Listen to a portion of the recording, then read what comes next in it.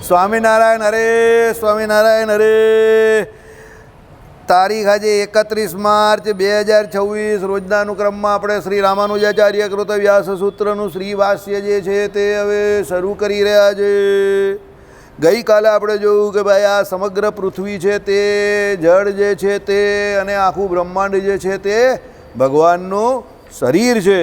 સત અને અસત એટલે સત એવા જીવ અને અસત એવી માયા જે છે તે પણ ભગવાનનું શરીર છે. અને વસ્તુતા એ ભગવાન જે છે તે એનાથી પર છે એટલે આખું જગત જે છે તે વાસુદેવાત્મક છે, વિષ્ણવાત્મક છે. એટલે ભગવાન વિષ્ણુનું શરીર આખું જગત છે. ભગવાન એના શરીરી છે, એના નિયંતા છે, એના ધારક છે, એના શેષી છે. હવે આપણે આ જ બાબતને આગળ કેવી રીતે હજુ ખુલાસો કરે છે તે આપણે જોઈએ. એ જ વાતનો ખુલાસો કરે છે કે યદા તું શુદ્ધમ નિજ રૂપી એટલે તું કાયમ શુદ્ધ છે પોતે પોતાના રૂપમાં. શું? જ્યારે એ શુદ્ધ સ્વસ્વરૂપે, એ શુદ્ધ સ્વસ્વરૂપે અર્થાત જ્યારે આત્મામાં દેવાદિકના આકારે વિવિધતા જોવાથી ઉપજેલા સર્વે કર્મોનો નાશ થઈ આ કેવલ જ્ઞાન આકાર આત્મવસ્તુ નિર્દોષ પરિશુદ્ધ સ્વસ્વરૂપી થાય છે, ત્યારે આત્માને દેવાદી આકાર સાથે એક કલ્પી લેવાથી ઉપજેલા જે કર્મ તેના ફળરૂપે બનેલા ભોગ્ય પદાર્થોમાં વસ્તુ ભેદ રહેતા નથી. બરાબર બરાબર નહીં સમજ્યા? Very good. મને ખબર હતી ન સમજે. દેવાદિકના આકારે વિવિધતા જોવાથી એટલે જ્યાં સુધી તમે દેહ રૂપે વર્તો છો, રહ્યો તો તમારો આત્મા જ છે અંદર, અને એ આત્માના જ્ઞાનથી તમે સમગ્ર સૃષ્ટિનું દર્શન કરી શકો છો. પણ જ્યાં સુધી તમે એ દર્શનમાં વિવિધતા જોવો છો એટલે બધા બોડીને જોવો છો, શરીરને જોવો છો કે ભાઈ આ દેવ છે, આ મનુષ્ય છે, આ પશુ છે, આ પેલો રાહુલ ડકેટ છે, બરાબર, આ પક્ષી છે, આ તિર્યક છે, આ કામનો છે, આ હાવ નક્કામો છે, આ પારકો છે, આ પોતાનો છે, આ બધી જ્યાં સુધી બુદ્ધિ જે છે એટલે દેવાદી આકારે વિવિધતા જોવાથી ઉપજેલા એટલે એવું તમે જે બધું વિવિધ એટલે જુદું જુદું જોવો છો એનાથી તમારા કર્મો ઊભા થાય ને. એટલે એવા કર્મોનો નાશ થઈ આ કેવલ જ્ઞાનાકાર આત્મવસ્તુ નિર્દોષ હોય. ભાઈ આ બધું તારું મારું પારકું પોતાનું હાલું અરખામણું ભેદ બુદ્ધિનો નાશ થઈ જાય અને બધાને તમે એક આત્મા રૂપે જોવો ત્યારે શું થાય? આત્મવસ્તુ નિર્દોષ. ભાઈ આ બધાને તમે નિર્દોષ જો. એ આત્મા જે છે તે તો અંદર કેવો છે?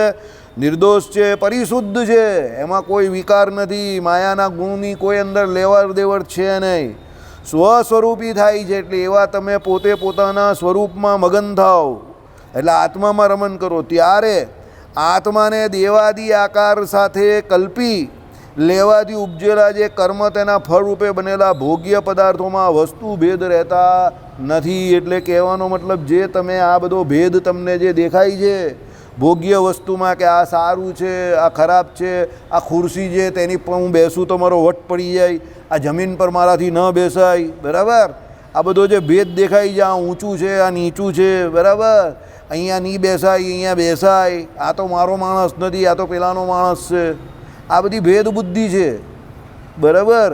આ બધી ભેદ બુદ્ધિનો નાશ થઈ જાય ત્યારે એમ કહે કે શું થાય? એ વસ્તુ ભેદ રહેતો નથી કે ભાઈ આ વસ્તુ ભોગ્ય છે, આ વસ્તુ અભોગ્ય છે, આ સારી છે, આ નરસી છે, આ ખરાબ છે, આ અતિ સારી છે, એવો કોઈ ભેદ રહેતો નથી, બરાબર. ક્યારે?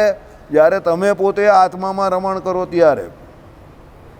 દેવાદી વસ્તુને આત્મા માની લેવાથી ભોગ્ય બનેલા દેવ, મનુષ્ય, પર્વત, સમુદ્ર, પૃથ્વી આદિ વસ્તુ ભેદો એટલે વિવિધ પદાર્થો એના કારણરૂપ કર્મનો નાશ થતાં અસત થઈ જાય છે.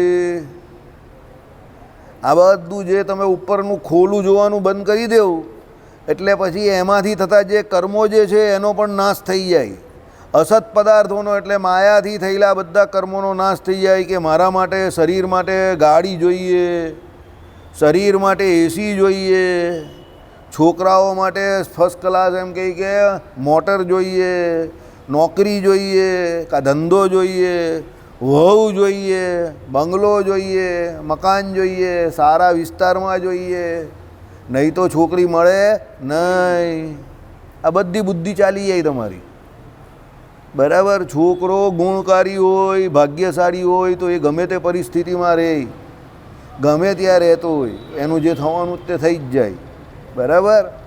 પણ પછી એ ભાગ્યનો ટૂંકો હોય, કર્મનો ટૂંકો હોય તો તમે ગમે એટલા ધક્કા મારો કે ગમે એ કરો, કંઈ થાય નહીં. છોકરા માટે હું બાપ પણ નહીં કરે તમારો કંઈ, બરાબર. બાપાને પણ તમે ગમે એટલા છોકરા હોશિયાર હોય, પણ બાપા જો પોતાના ભાગ્યથી ટૂંકા હોય તો બાપા એવા ને એવા જ રહી. બાપાને તમે નહીં બદલી શકો, બરાબર.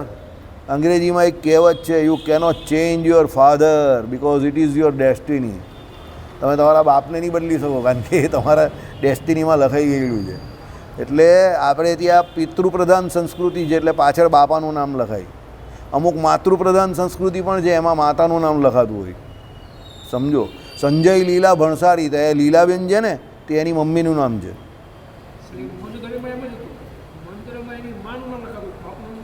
સમજી ગયા? લીલાબેન કોણ છે? એની મમ્મીનું નામ છે, કારણ કે એના બાપાએ ઉકાળેલું. સમજી ગયા? એટલે એને એની માનું નામ લખ્યું. આઈડિયા આવી ગયો? એટલે કહેવાનું તાત્પર્ય એવું છે, તમે તમારા નિયતિને, પ્રારબ્ધ કર્મને બદલી શકતા નથી. ચાલો, એટલે આ અસત થઈ જાય છે. આમ અચિત વસ્તુની અવસ્થા અનિત્ય ઠરવાથી અચિત વસ્તુ અસત કહેવાય છે. શું કહ્યું? કાદાચિત એટલે કોઈક વારની, એટલે અનિત્ય. આ બધી જે અચિત વસ્તુ છે તે બધી અનિત્ય છે. અચિત એટલે કંઈ માયા, અનિત્ય છે. આમાં કંઈ નિત્યપણું નહીં. આ શરીર આજે સારું દેખાય છે, કાલે કેવું રહે રામ જાણે, બરાબર. અત્યારે આપણે ભારતમાં બેઠા બેઠા શાંતિથી સત્સંગ કરીએ છીએ. બસ ઈરાનમાં ચાલ્યા જાઓ કે ખાડીના કોઈ પણ દેશમાં જાઓ તો એ લોકોથી સત્સંગ થાય અત્યારે આવી રીતે અંધારપટ થઈ જાય. તો પછી એટલે મને ભાઈ એક હમણાં જ મળેલા, તે અંદર લઘુશંકા કરવા ગયેલા. તે મને કહે કે આપણે પોતે ભાગ્યશાળી તો ખરા ને, આમ તેમ. આપણા ભાગ્યની વાત તમે છોડો, પણ પરમાત્માની કૃપા કહેવાય કે તમે અત્યારે શાંતિથી મંદિર આવીને ભજન કરી શકો છો. કાલે ઉઠીને દેશકાર બગડશે ને તો આપણે મંદિરમાં પાછા રહી શકીએ કે નહીં રહી શકીએ રામ જાણે. એ હવે લોકો ડરાવે છે, એવું કંઈ આવવાનું નથી. એમાં હું એક વખત આવી ગયો ને એટલે લોકો હવે ખાલી ખાલી ડરાવે. હા, એનું કંઈ નહીં, એનાથી કંઈ નહીં થશે. હું તમને લખીને આપું. આમાં શું છે, એક વખત કોરોના વાયરસ આવી ગયો ને એટલે હવે બધા ખાલી ખાલી પોતપોતાનો આ વાયરસ એનાથી ખતરનાક છે, કોરોના કરતાં આટલા કરો, આમ પેલું બધું કયા કરે. હવે કંઈ નહીં થાય, હવે પતી ગયું. એ વાયરસવાળો કાર્યક્રમ પૂરો થઈ ગયો. હવે 50-100 વર્ષવાળું આવ્યું. હવે તે સીતાફળ ને રામપર જ આવું છે, બરાબર. ચાલો, એટલે શું કહેવાય છે ભાઈ? અચિત વસ્તુ કહેવાય છે. એટલે શું છે? એ અનિત્ય છે. ચિત વસ્તુ હંમેશા સ્વભાવ સિદ્ધ કેવલ જ્ઞાનાકાર હોવાથી સત કહેવાય છે. ચિત વસ્તુ કેવી છે? એટલે આત્મા કેવો છે? જ્ઞાન આકાર છે. એટલે એનું સ્વરૂપ જ્ઞાન સ્વરૂપ છે. એટલે એ કેવું છે? નિત્ય છે. એ જેવું છે તેવું ને તેવું જ રહી છે. જો યાદ રાખજો, જ્યાં અજ્ઞાન જોડાયેલું છે એ બધું અનિત્ય છે, જ્યાં જ્ઞાન જોડાયેલું છે તે બધું નિત્ય છે. આત્મા જોડે શું જોડાયેલું છે? જ્ઞાન જોડાયેલું છે, એટલે નિત્ય છે. પરમાત્મા જોડે શું જોડાયેલું છે? જ્ઞાન જોડાયેલું છે, એટલે શું છે? નિત્ય છે. માયાને આપણે નિત્ય માનીએ છીએ, સાચી માનીએ છીએ, પણ એ કેવી માયા? પેલી કારણરૂપીની માયા. અહીંયા જે કાર્યરૂપીની માયા છે તેને અસત કહી છે આપણે પણ. કેમ? કારણ કે એના કાર્યને વિશે ફેરફાર હંમેશા પરિવર્તન થયા કરે છે. એટલે શું કહ્યું કે એ પરિવર્તનશીલ કે કાર્યને વિશે ફેરફાર થતી માયા વિશે, એટલે અસત વસ્તુમાં આટલી બધી જીવ મહેનત કરે છે પોતે સત હોવા છતાં, એની બેવકૂફી છે. એના કરતાં ભગવાન પાછળ મહેનત કરે તો કંઈક એનું કામ થઈ જાય એવું છે, બરાબર. એટલે અમારો એક મિત્ર હતો ને, અહીં તે શેર બજારમાં જ બેસતો હતો બહાર, તે ભાગળ પર કહેતો હતો અમે તો ભૂસું વેચીને કાજુ કતરી લીધી. એટલે એક શેર વેચીને બીજા શેર લીધા. પછી થયું કેવું કે જે લીધા એનો કોઈ ભાવ જ નહીં આવ્યો, ડીલિસ્ટ થઈ ગયો. એટલે લોકો એને હસવામાં કહેતા હતા કે ભાઈ ભૂસું તો ગયું, એની જોડે કાજુ કતરી પણ ગઈ, કાજુ કતરીની ઉપરની ચાંદીની વરખ પણ ગઈ, અને એનું ફર્સ્ટ ક્લાસ પેકિંગવાળું બોક્સ હતું એ પણ ચાલ્યું ગયું. એના કરતાં ભૂસાના પૈસા કવર કરી લેતે તો અત્યારે કંઈક કમાઈ ગયો હતે. સમજી ગયા? એટલે ભાગ્યમાં જે હોય એટલું જ મળે છે, પછી બહુ લોભ કરવાનો નહીં. જ્યારે જે મળે એ ખાઈ પીને લહેર કરવાની. આપણે આપણા વાપરેલા પૈસાના માલિક છે, અને બચાવેલા પૈસાના શું છે? વોચમેન છે, ચોકીદાર છે. વોચમેન પૈસા નહીં આચવે લોકોના, બેંકમાં ઊભો રહેલો હોય ને બહાર વોચમેન, બસ આપણે આપણા પૈસાના વોચમેન. બાપજી બાપજી બધાને સાહેબજી થોકિયા કરવાની એમ સમજી ગયા? એટલે પૈસા બચાવે એ બધા ચોકીદાર છે. એ કશે બી જાય તો એને એના પૈસાનું જ ટેન્શન હોય. પણ જેની પાસે કંઈ નથી બોલો કે હું લઈ જવાનો છે, કંઈ છે જ નહીં તો લઈ કાં જવાનો? એટલે જે હોય તો હાથ જરા ખુલ્લો રાખો. ભગવાને દીધું છે થોડું વાપરવું, ભગવાન માટે પણ વાપરવું, પોતાના માટે વાપરવું, બધા માટે વાપરવું. કેમ? શરીરનો કોઈ ભરોસો નથી. બરાબર? જો આ ચેલારામાની જે આ ભાઈ સિંધી છે, બરાબર, અને એ ઝૂલેલાલને છોડીને આપણા સંપ્રદાયમાં આવી ગયા છે. બરાબર કે નહીં? બોલો બોલો સાંઈ સાંઈ ઝૂલેલાલ કી જય. ચાલો, જય ઝૂલેલાલ. ચાલો હવે આપણે આગળ જઈએ. એમ અર્થ કહેવાય છે પ્રતિક્ષણ બદલાતી રહેવાથી અનિત્ય હોવાથી જે અચિત વસ્તુ છે તે અસત કહેવા યોગ્ય છે. આવે ને, પ્રતિક્ષણ બદલાયા કરે છે માયાનું સ્વરૂપ, એટલે એને અસત કહેવામાં આવે છે. બરાબર છે? અનિત્ય કહેવામાં આવે છે. એથી કહે છે કે વસ્ત્વ વસ્તી કિમ, એટલે વિષ્ણુ પુરાણ. એ શું વસ્તુ છે? તો આદિ મધ્ય અવસાન રહિત સતત એકરૂપ પદાર્થ એટલે ચિત્ત વસ્તુ તે સત શબ્દ વાચ્ય છે. જેનો કોઈ આદિ નથી, જેનું કોઈ મધ્ય નથી, જેનું કોઈ અવસાન નહીં થતું, એ ચિત્ત વસ્તુ છે, એ આત્મા છે. એને સત કહેવામાં આવે છે. બરાબર છે? ચાલો, સત શબ્દ તે સત શબ્દ વાચ્ય છે, કારણ કે તે વિશે કદી પણ નથી એવી બુદ્ધિ ઉપજવી જોઈતી નથી.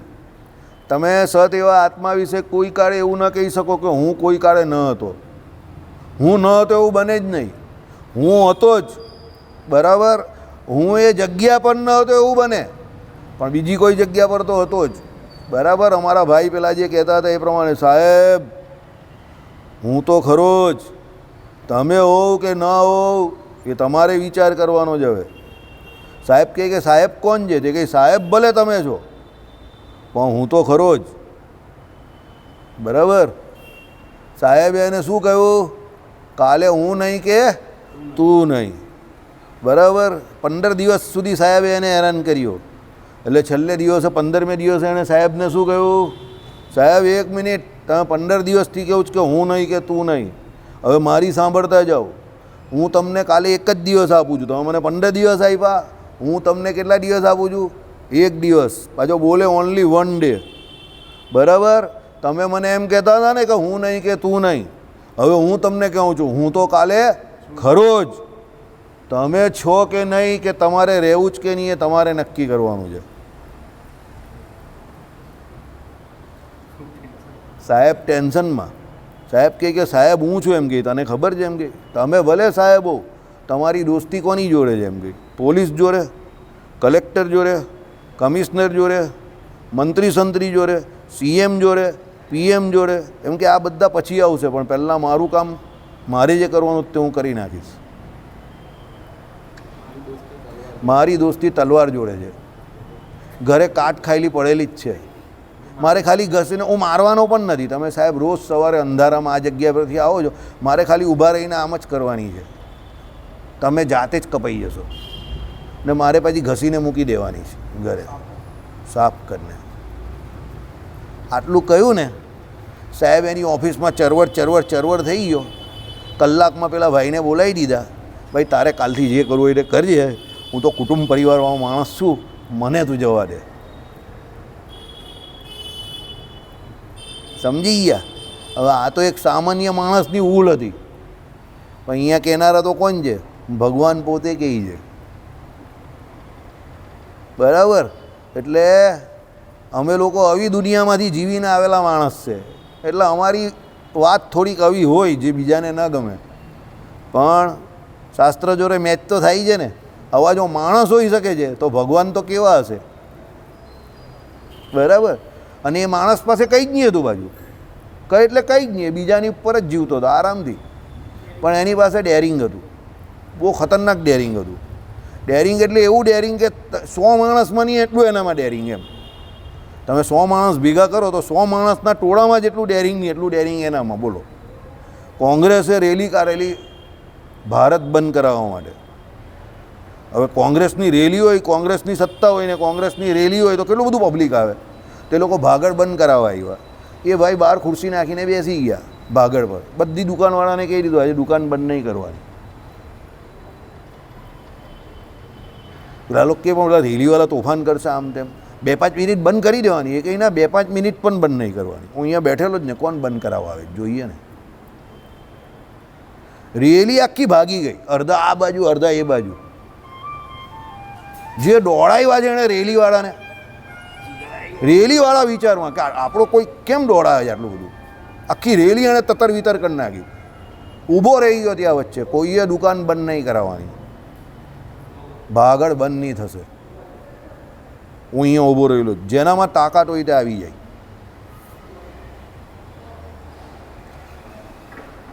એટલે બે ચાર તો હોય ને પાછા એવા એ લોકોમાં પણ 2-4 જણા બહાર આવ્યા, બરાબર. અને અંદરથી એક લાકડાનો ફટકો કાઢ્યો આમ જ કરીને પેલાને જે દોડાવ્યો જ ને, બધા જ કંઈક આજે નહીં પકડાય તો સારું. કારણ કે જો એ પકડાઈ જાય તો રેલીની જગ્યા પર કંઈ બીજું થઈ જાય. સમજી જાઓ તમે. એટલે લોકો, આપણા માણસ બી એવું કહે કે આજે આના હાથમાં પેલો નહીં આવે તો સારું એમ. સમજો, પેલાને જે દોડાવ્યો છે એણે, જે બહાર આવેલો એને, અને રેલી 10 મિનિટની અંદર તતર વિતર બધા ચાલ્યા ગયા અને દુકાન બધી ખુલ્લી. સુરતમાં બીજા બધા વિસ્તારમાં બધું બંધ, ભાગળ આખું ખુલ્લું. બોલો, સામાન્ય રીતે આવા માણસો દુકાન કામ ધંધા બંધ કરાવે ને, આ કે આપણે ખુલ્લી રાખવાની છે. પોલીસ બી એને સહકાર આપે. પોલીસ કે તારી વાતમાં પોઈન્ટ છે એમ કે, બંધ કામ કરવાનું, ચાલુ જ રાખો બધું. પોલીસ સાઈડ પર થઈ ગઈ. પેલા રેલીવાળા કંઈ હાલો, પોલીસ કે અમને નહીં ખબર કંઈ, અમને શું લેવા દેવા. પોલીસ પણ સાઈડ પર, પોલીસ એને સહકાર આપે.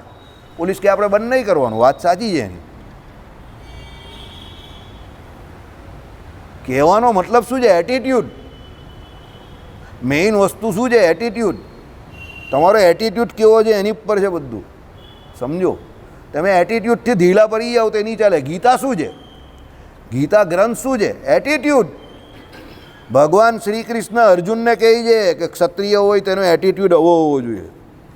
એને લડવાનું છે જીવન જોડે, એને હારવાનું છે કે જીતવાનું છે એ અલગ વાત છે, પણ એને લડવાનું તો 100% છે. It is all about your attitude.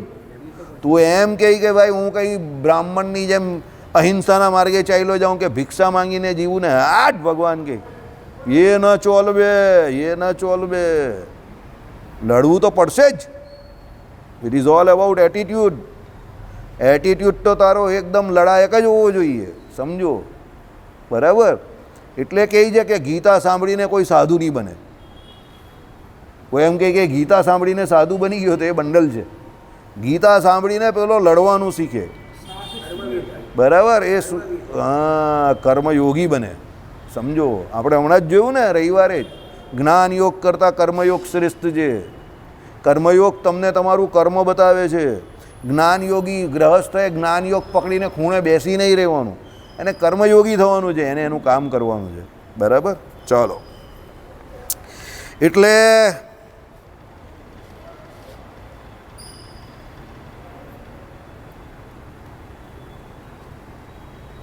તું જાઓ, તારું જ કામ છે. પેલા લોકોને અંદર ગયા આવો, 3 બ્રહ્મચારીમાં એક પેલો ગૌરવ આવશે એને એમ કરીને 4 ગ્લાસ અલગ રાખે. પહેલાં બામણોના 4 કાઢી રાખે શાંતિથી, એકદમ પ્રેમથી. કાનમાં કહેજે ગોપાલ લે. પેલા લોકોમાં તો અંદર મોકલાઈ જ દેજે 3 ગ્લાસ. ચાલો, સમજી ગયા? કામ કરવું પડે ને, કર્મયોગી બનેલા જ તો બનવું પડે ને. બરાબર. It is all about attitude.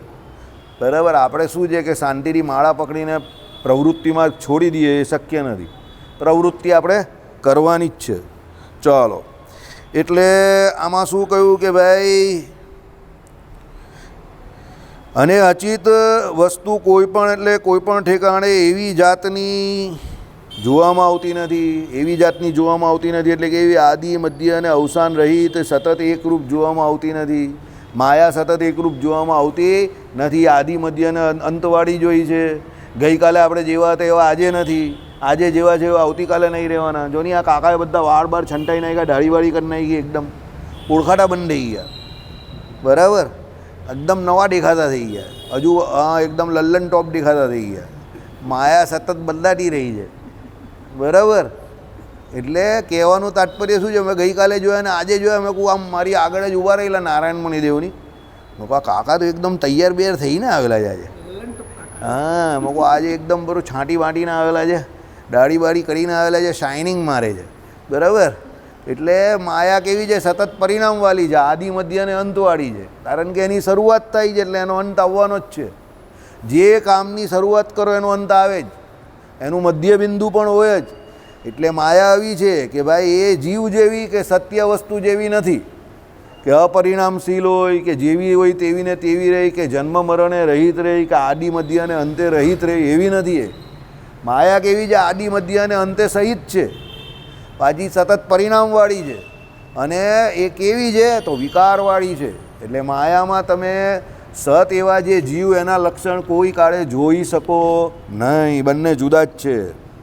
માટે કહે છે યદ્યાન્યથાવત્વમ, એટલે અને જે બદલાવું, જે વસ્તુ ક્ષણે ક્ષણે બદલાય છે તે જેમ જેમ ઉત્તરોત્તર એક પછી એક અવસ્થામાં જતી જાય છે તેમ તેમ પૂર્વ અવસ્થા છોડતી આવે છે. એટલે પૂર્વ અવસ્થાવાળી વસ્તુ ઉત્તર અવસ્થામાં એની એ રહેતી નથી.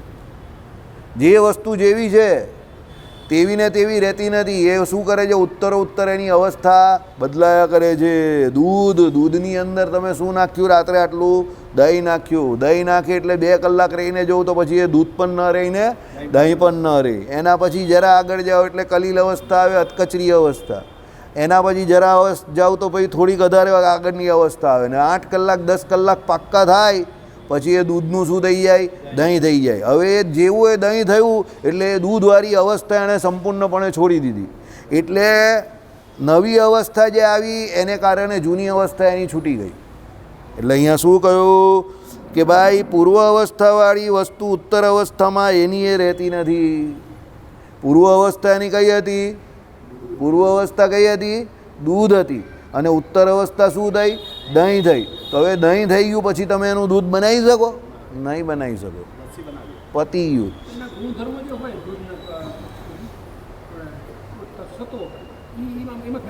બહુ ફેરફાર, ગુણમાં બી ફેરફાર.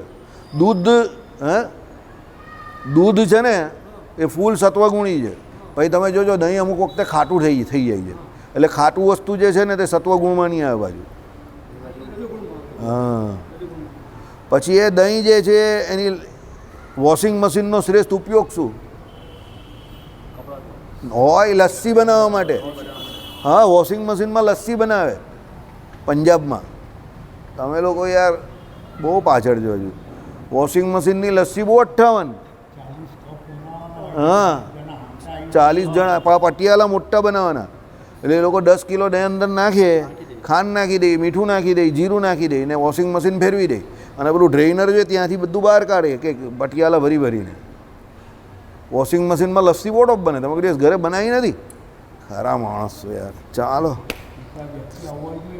તો પછી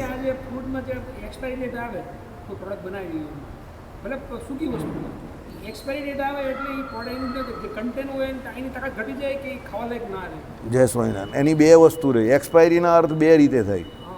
પહેલું એની ગુણવત્તા એ છોડી દે. હવે ટેસ્ટવાળી વસ્તુ હોય, રસકસવાળી વસ્તુ હોય તો એના રસકસને એ જે હોય ને તો અમુક સમય સુધી જ રહે. એટલે એની ગુણવત્તા છોડી દે, બધા ઘટી જાય. એટલે એને દવાની એક્સપાયરી હોય તેમાં શું હોય કે એની એફિકેસી ઘટી જાય, એની અસર ઘટી જાય. એક્સપાયરી દવા એટલે નહીં પીવાની કે એની અસર ઘટી જાય. હવે અસર રાતોરાત નહીં ઘટે. હવે દાખલા તરીકે એવું લખેલું હોય કે ભાઈ 31 આજે કઈ માર્ચ 2026 એની એક્સપાયરી છે, તો તે કાલે સવારે 1 એપ્રિલે પીધી એટલે હવે એની કોઈ અસર જ નહીં આવે એવું નથી. ધીરે ધીરે ઘટે. હવે 6 મહિના પછી તમે જાઓ તો એની 10-20% એફિકેસી ઘટી ગઈ હોય. એટલે 31 માર્ચ 2026 સુધી એની પૂરેપૂરી ઇફેક્ટ આપે. પછી ધીરે ધીરે એની ઇફેક્ટ ઘટે. એટલે બધી દવાની એક્સપાયરી અલગ અલગ આવે. અમુકની 2 વર્ષ આવે, અમુકની 3 વર્ષ આવે, અમુકની એ આવે. આ તમને ખબર છે કોરોના વખતે પેલી જે આવતી હતી આ એન્ટીવાયરલ, એની 1 જ વર્ષની એક્સપાયરી હતી. એના ઇન્જેક્શન પણ 1 જ વર્ષની એક્સપાયરીના. એટલે એ બહુ શોર્ટ એક્સપાયરીની મેડિસિન આવે. એટલે એનો મતલબ તમે એને એ શોર્ટમાં એટલા જે સમયમાં એની એફિકેસિયસ જે એમ કહે કે એની ગુણવત્તા હોય ત્યારે જ તમે ક્વોલિટી હોય ત્યારે એને ચડાવો તો જ એ બોડીને ઇફેક્ટ કરે. 1 વર્ષ પછી એની ઇફેક્ટ એવી નહીં આવે. આ બધા રેમડેસિવિર ને બધાની 1 જ વર્ષની એક્સપાયરી.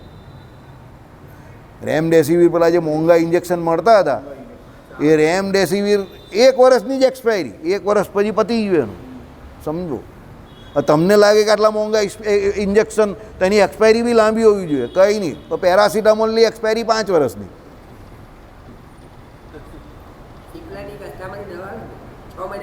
હા હોય ને, 6 મહિનાની હોય. અસ્થમાની દવાની બી ઓછી હોય. હા તે અસ્થમાની દવા પણ ઘણી એવી હોય કે એની ઓછી એક્સપાયરી હોય. એનું કારણ શું હોય કે એની જે એફિકેશિયસ ક્વોલિટી હોય કે પેલા બ્રોન્કાઈને આમ ડિલેટ રાખે એ 6 મહિના સુધી જ રહેતી હોય. કારણ કે જે મેઇન પ્રોડક્ટમાંથી બનતી હોય એનો જે એક્ટિવ ઇન્ગ્રેડિયન્ટ હોય ને એ 6 મહિના સુધી જ અંદર જીવંત રહેતો હોય, પછી એની અસર છોડી દેતો હોય. બને શક્ય છે. માયા છે ને, માયામાં બધી વસ્તુ બદલાતી જ રહી. એટલે ઉત્તર નવી અવસ્થા પર પકડે એટલે પૂર્વ અવસ્થા એની છોડે. દૂધમાંથી દહીં બની ગયું. હવે તમે એમ કહી શકો કે આમાં દૂધ હતું, પણ તમે અમારી દૂધ કાઢી નહીં શકો.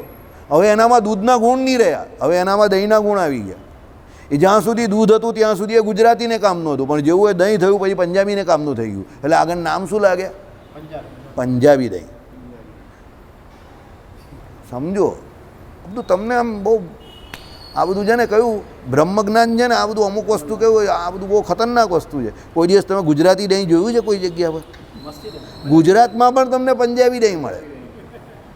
તમે વિચાર કરો, તમે કોઈ દિવસ પૂછ્યું કોઈને કે આ ભાઈ તું પંજાબી દહીં ક્યાંથી લઈ આવ્યો અહીંયા? આ તો ગુજરાત છે. તારા બાપ દાદા કોઈ પંજાબના હતા? હે કોઈ હરવિંદરસિંહ અહીંયા હતો કે કોઈ જોગિંદરસિંહ હતો? પેલો કંઈ ના, મારા બાપ દાદા બધા ગુજરાતી જ છે. તો ભાઈ તું દહીં પંજાબી ક્યાંથી લઈ આવ્યો? સમજો, પણ એ પંજાબી દહીં થઈ ગયું. પણ દૂધ હોય ત્યાં સુધી એ કોનું હતું? આપણા ગુજરાતનું હતું. પણ દહીં બન્યું એટલે પંજાબી થઈ જાય. કારણ કે દહીંનો સૌથી વધારે ઉપયોગ કોણ કરે? પંજાબી લોકો જ કરે. વોશિંગ મશીનનો સૌથી વધારે ઉપયોગ કોણ કરે? પંજાબી લોકો કરે. આપણા એક પંજાબી નહીં કરતા, તે આપણી બાથરૂમનો ઉપયોગ કરે છે. તમે સમજો, આ બધા લોજિક બહુ ખતરનાક છે. બરાબર, એ નહીં કરતા વોશિંગ મશીનનો ઉપયોગ, તો એ આપણા બાથરૂમનો ઉપયોગ કરે છે. બરાબર. હવે તમે નામ નહીં પૂછતા પાછા, નહીં તો બાત મેં બહુ ઝઘડા હો જાતા હૈ, લફડા હો જાતા હૈ. ચાલો, હવે માટે એમ કહે કે હંમેશા એ અસત કહેવાને જ યોગ્ય છે અને એ પ્રમાણે જોવામાં આવે છે. મહી ઘટત્વમ એટલે પૃથ્વી ઘટત્વ ઇત્યાદિ શ્લોકોમાં કહે છે. એટલે કેવી છે અસત કહેવાને યોગ્ય છે? આખો શ્લોક નીચે પ્રમાણે છે. પૃથ્વી ઘટત્વ, ઘટ પછી ઘટના કાચલા, કાચલાનો ભૂકો અને તે પછી એના પરમાણુઓ, અને આ પ્રમાણે મનુષ્યોને એમના કર્મો થકી જ્યારે એમનું આત્મા સંબંધી જ્ઞાન જડ થઈ જાય છે ત્યારે દેખાય છે. કહો કે આ સર્વે વસ્તુ ખરો પદાર્થ સી છે. બરાબર, એટલે આમાં કયો આ સર્વે વસ્તુમાં ખરો પદાર્થ શું છે? તો અંદર રહેલો આત્મા છે એમ. ચલો, પોતાના કર્મે કરી દેવ મનુષ્યાદી થવાથી જેઓનું આત્માનું જ્ઞાન જડ થઈ ગયું છે.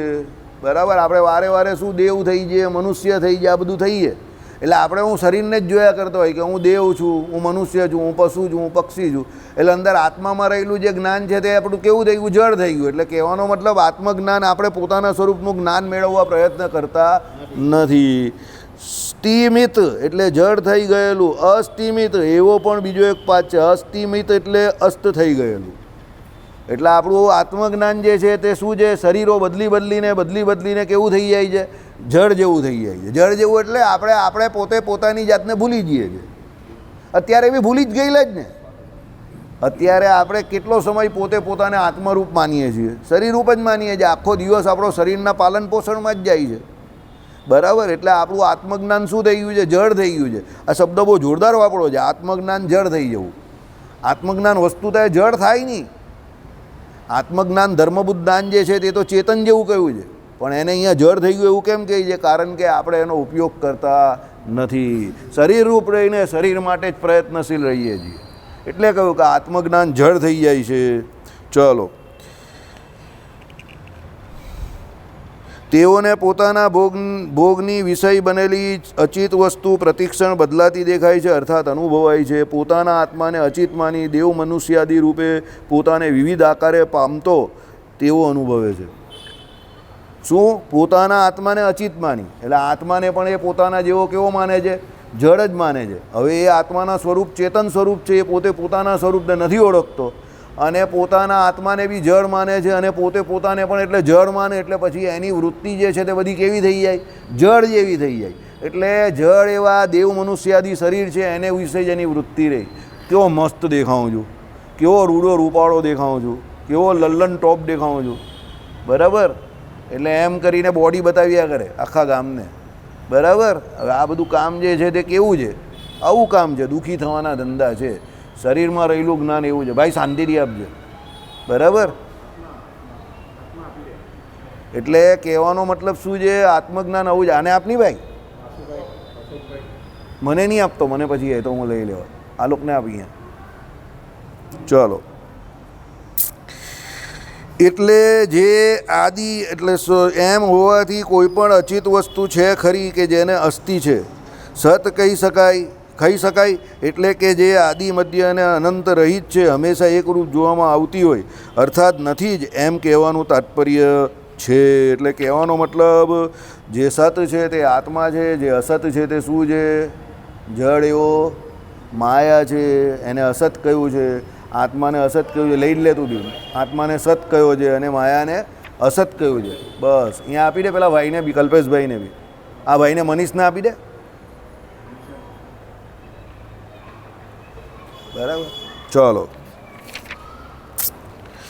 આમ છે તેથી જ્ઞાન સ્વરૂપ આત્માથી ભિન્ન એવી જે અચિત વસ્તુ તે કોઈપણ કાળે કે કોઈપણ સ્તરે નથી કે જેને અસ્થિ છે એમ કહી શકાય. સમજો? એટલે શું છે? જ્ઞાન સ્વરૂપ આત્માથી ભિન્ન એટલે આત્માથી જુદી એવી કોઈ જગતમાં વસ્તુ નથી કે જેને તમે સત કહી શકો. બધું માયાનું જ છે ને બહાર તો. આત્મા જ એક સત છે કે જે ચેતન છે. આત્માથી ભિન્ન જેટલી વસ્તુ તમને આ બહાર દેખાય તે બધી કેવી છે? માયાની છે. એટલે એ બધી અસત છે. તમે બધા લઈ શકો છો આ, બાકી ગરમીને વિશે બધું જ ડુંકરમુત થઈ જાય. એટલે તમારો લાભ ચાલ્યો જશે જે લેવાનો જ તે. ઉલકાવા માંડો. આ તો આત્મજ્ઞાન છે, એ તો આમ જ લેવાનું હોય, કાનથી સાંભળવાનું ને મોડાથી આત્મજ્ઞાન પીવાનું. હા, લેવ કંઈ ટેન્શન નહીં લેવું. આ તમને એટલા માટે અત્યારે લાભ આપું છું કે આવનાર ભવિષ્યનો કોઈ ઠેકાણું નથી, બરાબર?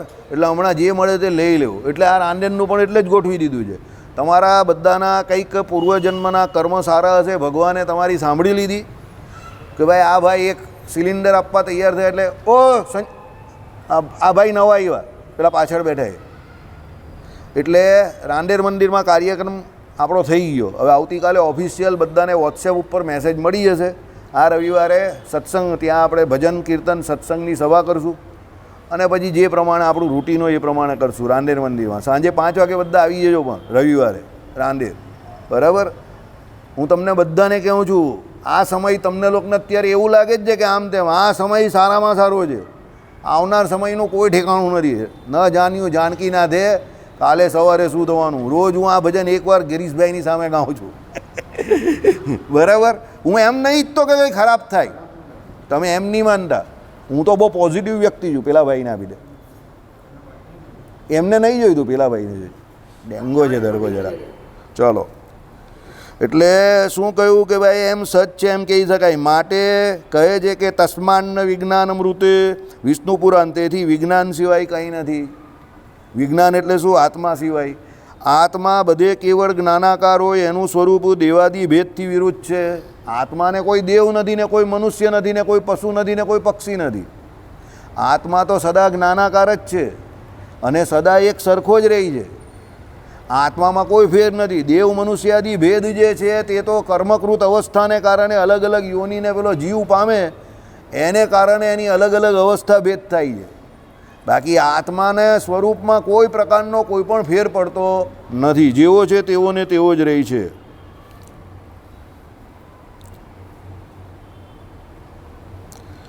તથાપિ પોતે કરેલા વિવિધ કર્મોને લીધે દેવાદી શરીરમાં એ પેસે છે અને એ કર્મો થકી આત્મા પણ વિવિધ ભેદવાળો છે એમ બુદ્ધિ થવાથી તે રૂપે અનેક પ્રકારે આત્મા દેખાય છે. એ જે શરીરને ધારે એ રૂપે આપણે એને માનીએ. દેવ બની જાય તો આપણે એને દેવ માનીએ, મનુષ્ય બની જાય તો મનુષ્ય માનીએ, પશુમાં હાથી, ઘોડો, ગાય, ભેંસ જે રૂપે દેખાય એ રૂપે આપણે આત્માને માનીએ. બાકી વસ્તુતા એ આત્મા એવો નથી. સમજો, વસ્તુતા એ આત્મા કેવો છે તો દેવ મનુષ્યાદી રૂપથી કેવો છે? સાવ જુદો છે. આમ આત્મામાં ભેદ દેખાવે આત્માના સ્વરૂપને લીધે નથી. એટલે એને જે આ બધો ભેદ દેખાયો તમને આત્મા, એટલે આ આત્મામાં ભેદ દેખાવે એટલે આ શરીરરૂપી ભેદ, એ એનું ઓરિજિનલ સ્વરૂપ નથી, પણ એના કર્મે કરીને આ અવસ્થા ભેદ થયેલો છે કે કોઈ દાઢીવાળો છે, કોઈ મૂછવાળો છે, કોઈ માણસ છે, કોઈ ચાર પગીઓ છે, કોઈ ઉડનારો છે, કોઈ ચાલનારો છે, બરાબર, કોઈ હાંકનારો છે, કોઈ બોલનારો છે, કોઈ બૂમ પાડનારો છે, બરાબર. આ બધો ફેર જે પડેલો છે તે કેને કારણે પડ્યો? કર્મને કારણે જ આ બધો ડિફરન્સ આવેલો છે. એટલે કર્મકૃત અવસ્થામાં આ તફાવત થયો, એટલે આત્માના શરીરમાં ભેદભાવ થયો. કર્મમાં ફેર નહીં પડે તો બીજે કશે ફેર પડતો નથી. આત્મા તો એવો ને એવો જ રહી છે. આમ આત્મામાં ભેદ દેખાવે આત્માના સ્વરૂપને લીધે નથી, માટે કહે છે વિજ્ઞાનમ એકમ. વિષ્ણુ પુરાણ વિજ્ઞાન જ એક છે, એટલે આત્માનું સ્વરૂપ તો કર્મરહિત છે, અને તેથી જ મળરૂપ જે પ્રકૃતિ તેના સ્પર્શ થકી એ રહિત છે. આત્માનું સ્વરૂપ જે છે તે ટોટલી આ પ્રકૃતિ માયા જે છે જેને મળરૂપ કહી છે, બરાબર. મળરૂપ એટલે કેવી? ત્યાજ્ય.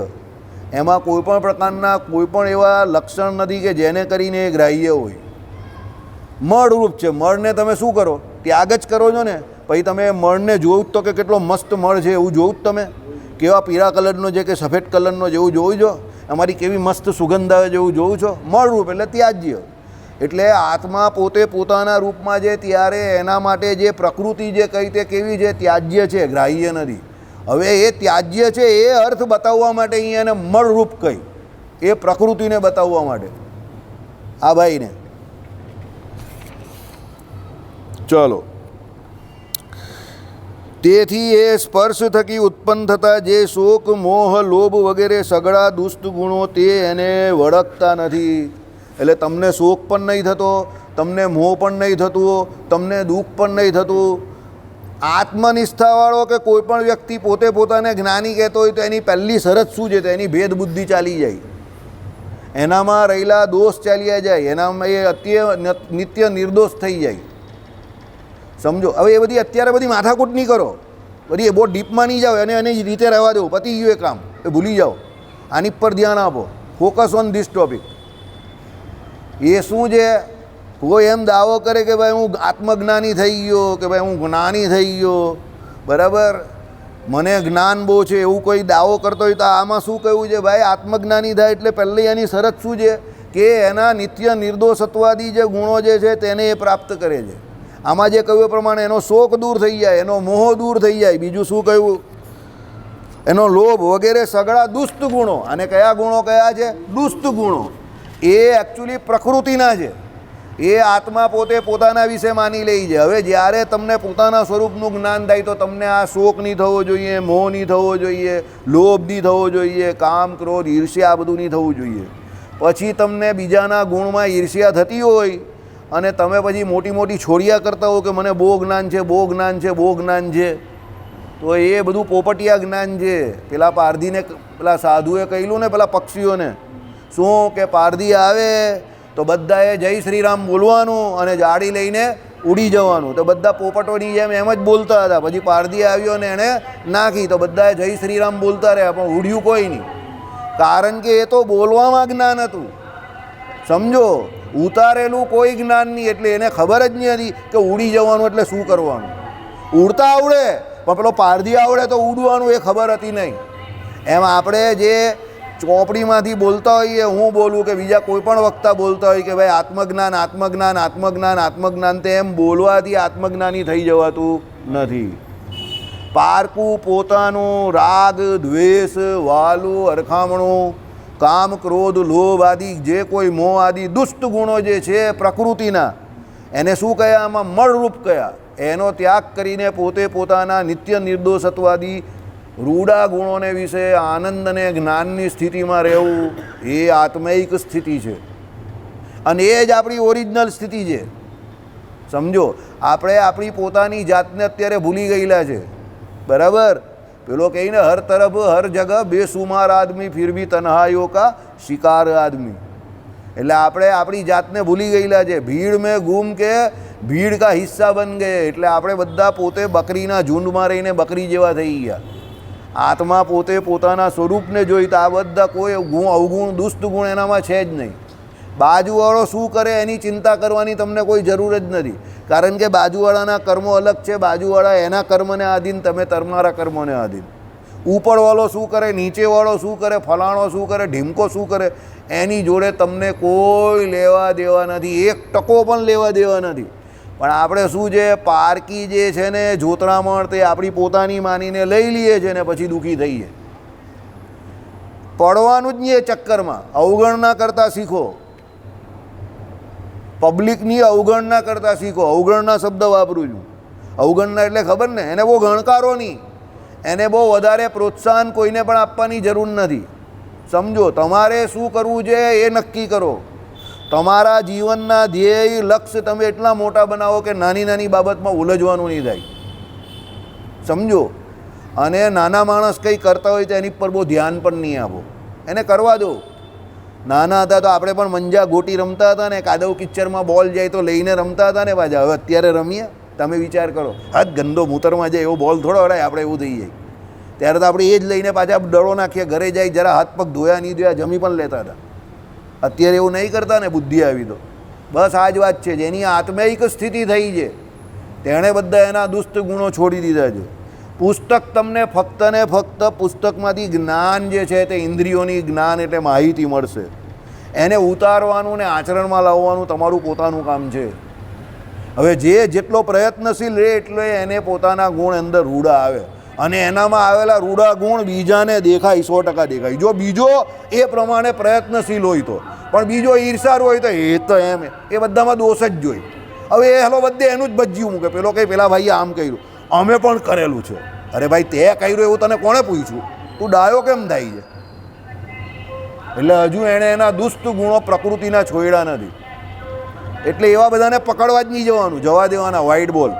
સમજો, પોતાનામાં રૂડા ગુણ આવે એના માટે પ્રયત્નશીલ થાવ. જગત જમાદાર બનવાની કોઈ જરૂર નથી. શાસ્ત્ર આ કહે છે કે તમારા કર્મો તમારી જોડે જોડાયેલા છે, અને આપણે દેહ છોડશું ત્યારે આપણા કર્મો જ આપણી જોડે આવશે ને હિસાબ આપણો જ થશે. બીજા કોઈનો હિસાબ આપણી જોડે થવાનો નથી. સમજી ગયા? ચાલો. અને એનામાં કશો વધારો કે ઘટાડો થઈ શકે એમ ન હોવાથી એ એક જ છે. આત્મામાં કોઈ વધારો ઘટાડો નહીં થતો. એ જેવો છે તેવો ને તેવો જ રહી છે. પહેલાં જેવો તેવો જ અત્યારે છે, ને અત્યારે જેવો જ પછી રહેશે. બરાબર? અને તેથી સદા એક જ રૂપ છે, અને તે વાસુદેવનું શરીર છે એટલે વાસુદેવાત્મક છે. વાસુદેવ ભગવાન છે, આત્મા જેનો એવું. એટલે ભગવાન એનો આત્મા છે. પ્રથમનું કેટલામું વચનામૃત? મનેશ, ભગવાન એના શરીરી છે. કેટલામું વચનામૃત હમણાં ચાલુ તે બોલો? પ્રથમનું 64મું વચનામૃત. બરાબર? આત્મા અને અક્ષર બંને ભગવાનનું શરીર છે, અને ભગવાન એના શરીરી છે. તો આ આખું વચનામૃત ભગવાન જે બોલેલા છે તે આ વિષ્ણુ પુરાણના અધ્યાયમાંથી બોલેલા છે. યસ્યાત્મ શરીરમ, યસ્ય અક્ષર શરીરમ, યસ્ય અક્ષરમ શરીરમ. બરાબર? પછી આ માયા જે છે તે ભગવાનનું શરીર છે, એમ કરીને અક્ષર સુધીનું જે કંઈ છે તે બધું ભગવાનનું શરીર છે. એટલે સર્વ જગત કેવું છે? વાસુદેવાત્મક છે. અહીંયા એ જ કહી છે. એટલે ભગવાન પોતે ધારક નિયંતાને શેષી છે. આખું જગત એનું શરીર છે, એમ આત્મા પણ એ ભગવાનનું શરીર છે. એમ માનીને ભગવાનનું ભજન કરતા રહેવું. જેણે જે કહેવું હોય તે કહે, જેને જે કરવું હોય તે કરે. આપણે આપણો માર્ગ પકડી લેવાનો, અને આપણો જે કોઈ રંગ હોય, ગુણ હોય, બધાની એક ફ્લેવર હોય, અને એક ફ્લેવર હોય ને એ સાચવી રાખવી. મારી ફ્લેવર બોલવાની છે તો મારે બોલતા જ રહેવાનું, એ મારું અંગ છે. મારી ફ્લેવર છે કીર્તનો ગાવાની, તો મારે એ ગાતા જ રહેવાનું. સમજો, મારે જે કહું ને, તમે તમારા અંગમાં રહીને ભજન કરો. એમ તમારી જે સેવા કરવાની વૃત્તિ હોય, ફૂલના હાર બનાવવાની, ઝાડુ મારવાની, પોતા મારવાની, કે પછી અહીંયા ઉત્સવ સમયમાં જોડાવવાની, કે ઉત્સવ સમયમાં એ ફ્લેવર નહીં છોડવાની. કારણ કે એ ફ્લેવર જે છે, તમારું અંગ જે છે એ પડી ગયું છે, એ અંગ તમને છેલ્લે સુધી તમારા ગતાંગ સુધી પહોંચાડશે. સમજો? એટલે મારું જે અંગ હોય તે મારે કરવાનું, તમારું અંગ હોય તે તમને કરવાનું. મને ઘણા લોકો કહે કે આ બધું કરવાની તમને કાં જરૂર છે? પણ મારું એ અંગ છે, મને એ ગમે છે. હરિભક્તોને રાજી રાખવા મને એ ગમે છે. પેઢીથી પરંપરાગત રીતે અમારી પેઢીમાં બધા એ કરતા આવેલા છે. એટલે મારે એ સાચવી રાખવાનું, મને એ ખબર છે, એટલે હું કરું છું. બાકી બીજી કોઈ મને જરૂર નથી. શ્રીપતિમ શ્રીધરમ સર્વદેવેશ્વરમ ભક્તિધર્માત્મજમ વાસુદેવ અમરે